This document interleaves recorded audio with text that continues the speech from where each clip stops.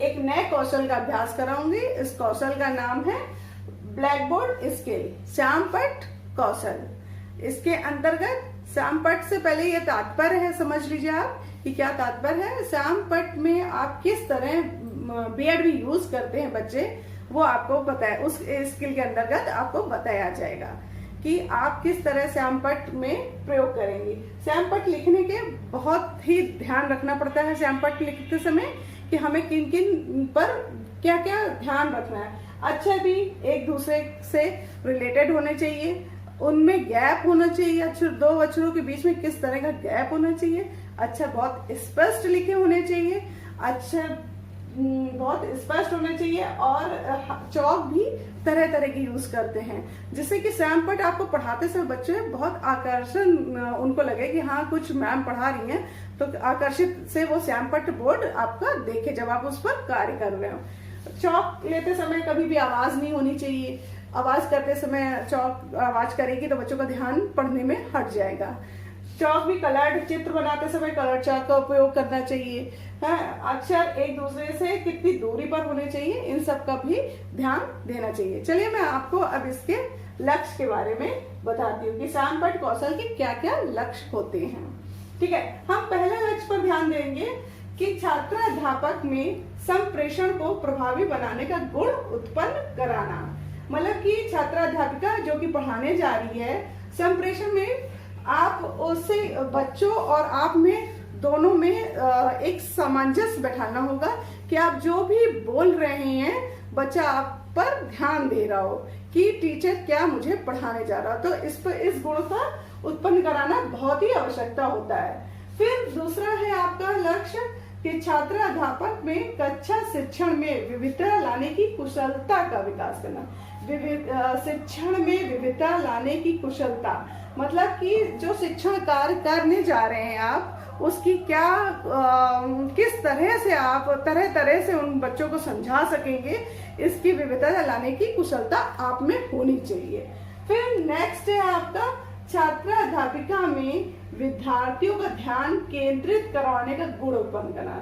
मतलब जो छात्र अध्यापिका है या अध्यापक है, उसमें विद्यार्थियों का ध्यान केंद्रित किस तरह कराना है, इस गुण को भी लेकर आना है हमें कि हम किस तरह पढ़ाएं कि बच्चे मेरी तरफ ही ध्यान दें कि और इधर उधर क्लास में मैं नहीं ध्यान दें। ठीक है, नेक्स्ट आपका पॉइंट है छात्र अध्यापक में विद्यार्थियों की कक्षा में सक्रियता एवं सहभागिता। सक्रियता एवं सहभागिता का अर्थ है कि सक्रिय होकर सारे बच्चे और सहभागी एक दूसरे को आंसर देते हुए बढ़ाने की कला का विकास करना। मतलब हमें एक शिक्षक को हमें ये भी चाहिए कि उनमें एक दूसरे का सक्रिय सहयोग करें और सहभागिता एक दूसरे में करा के उनको उत्पन्न कराना है, ये कौशल उत्पन्न कराना है, विकास कराना है ये भी। ठीक है, नेक्स्ट है आपका छात्र अध्यापिका में विषय वस्तु से स्पष्टीकरण की क्षमता का विकास करना कि जो हम जिस टॉपिक को हम पढ़ाने जा रहे हैं उसकी विषय वस्तु जो भी टॉपिक हमने लिया हुआ है उसको इस तरीके से स्पष्टीकरण नहीं से इस तरह से स्पष्ट पढ़ाएं, स्पष्ट समझाएं कि बच्चों का वो समझ में आना चाहिए, उनकी क्षमता का विकास अपने आप ही वो अब इस तरह से पढ़ाएं कि अपने आप ही उनको समझ में आने लगे। वो क्वेश्चन करें आपसे कि मैम क्या इस तरह से ऐसा हो सकता है, और मतलब उनका ये चीज स्पष्टीकरण का विकास कराना है। ठीक है, लास्ट आपका है छात्र अध्यापक में विद्यार्थियों द्वारा प्राप्त ज्ञान को स्थायी बनाए रखना। मतलब कि सबसे मोस्ट इम्पोर्टेंट पॉइंट है ये आपका कि जो छात्र अध्यापिका है उसमें विद्यार्थी जो पढ़ रहे हैं उनको आपने जो भी ज्ञान दिया है उसको स्थायी रखना। पता चले आज आपने जो भी टॉपिक पढ़ाया, ठीक है, उसमें आपने जो भी टॉपिक पढ़ाया एक पीरियड में 45 मिनट्स में वो टॉपिक तो पूरा नहीं हो सकता, आपने जो भी थोड़ा भी पढ़ाया है वो कल के लिए भी छोड़ेंगे। तो आप ऐसे पढ़ाइए जो भी आपने आज के पीरियड में पढ़ाया है, कल आप जब स्टार्ट करें उसी टॉपिक को आगे तो वो उनसे पहले क्वेश्चन करिए उनका आ रहा है समझ में कि नहीं। अगर आपने स्थायी ज्ञान दिलाएंगे तो वो आपका आज का पढ़ाया हुआ टॉपिक को कल वो बता देंगे कि किस तरह से मैंने अब समझा है, तो वो आगे आपका टॉपिक समझने में अच्छा रहेगा उनको। ठीक है,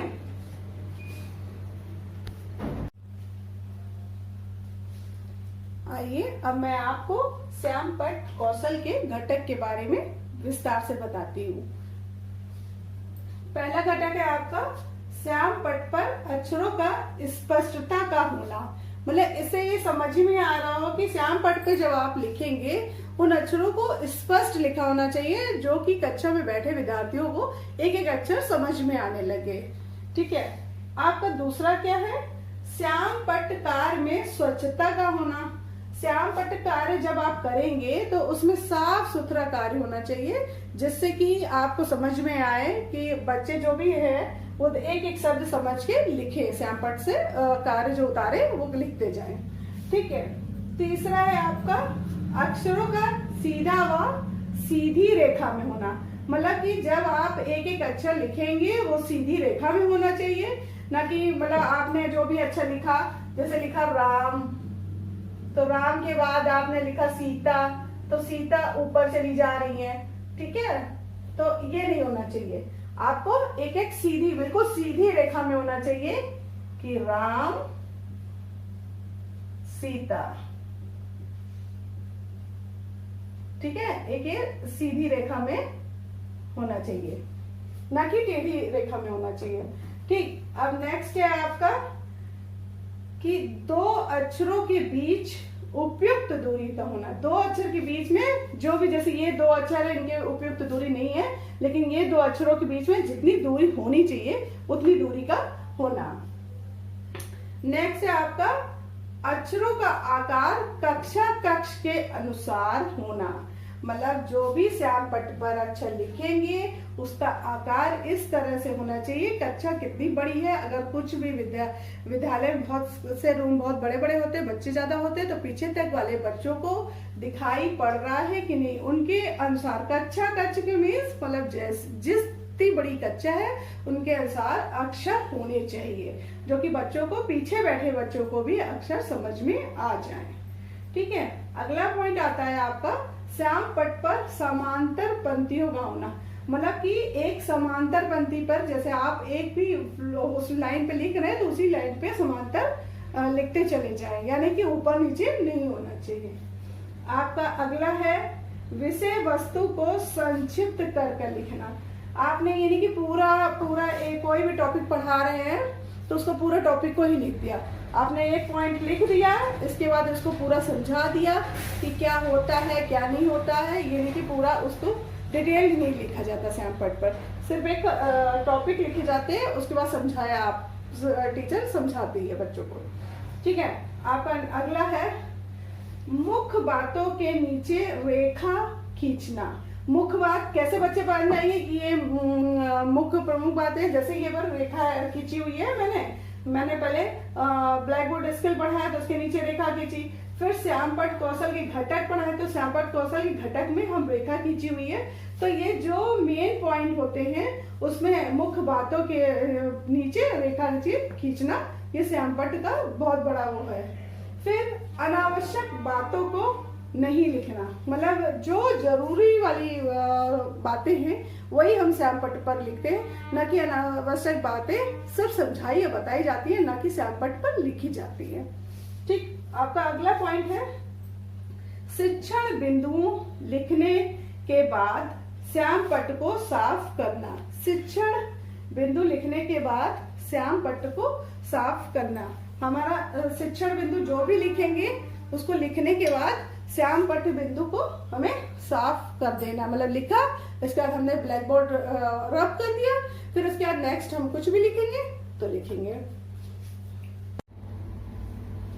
ठीक है। ये 10 पॉइंट आपको समझ में आ गए। अगर नहीं समझ में आ रहे हो, अगर साफ स्पष्ट नहीं लिख रहा है तो मैं एक बार बोलती जा रही हूँ, आप एक कॉपी में नोट करते जाइए, ये नोट्स आपके काम आएंगे। ठीक है। पहला है आपका, लिखिए श्याम पट्ट पर अक्षरों की स्पष्टता का होना। सेकंड है आपका श्याम पट्ट कार्य में स्वच्छता का होना। थर्ड है आपका अक्षरों का सीधा व सीधी रेखा में होना। फोर्थ है आपका दो अक्षरों के बीच उपयुक्त दूरी का होना। फिफ्थ है आपका अक्षरों का आकार कक्षा कक्ष के अनुसार होना। 6 है आपका श्याम पट पर समांतर पंक्तियों का होना। 7 विषय वस्तु को संक्षिप्त कर लिखना। 8 पॉइंट है आपका मुख्य बातों के नीचे रेखा खींचना। 9 है आपका अनावश्यक बातों को नहीं लिखना। लास्ट है आपका शिक्षण बिंदु लिखने के बाद श्याम पट को साफ कर देना। ठीक है, सब आपने नोट कर लिया है ना? ठीक है। अगला आपका घटक है आवश्यकता अनुसार चित्र व रेखा चित्र बनाना।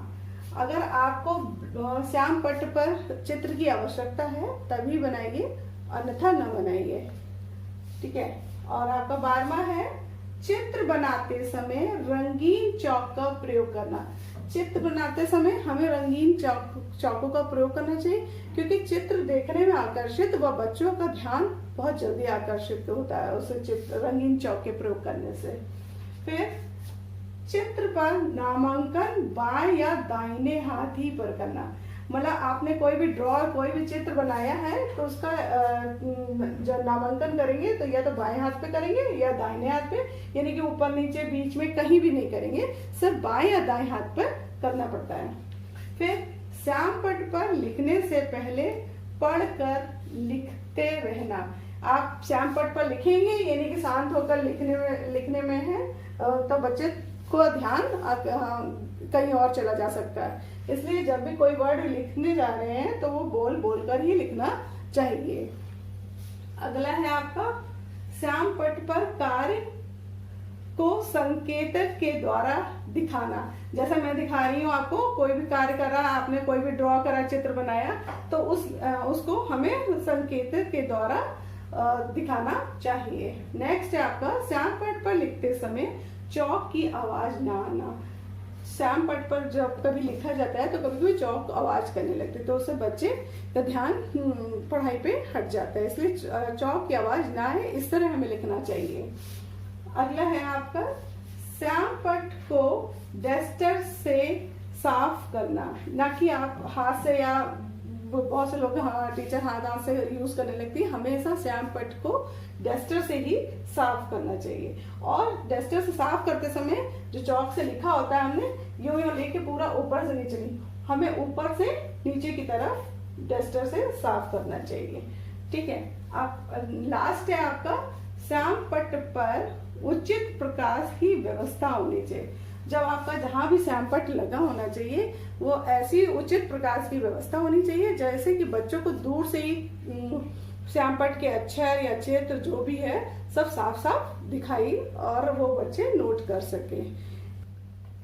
यही हमारे श्याम पट के घटक हैं और इसी के आधार पर हम अपने श्याम पट कौशल का अभ्यास करेंगे। धन्यवाद। आपको अगर ये मेरा वीडियो बहुत अच्छा लगे तो इसको लाइक और शेयर जरूर करिएगा। Thank you.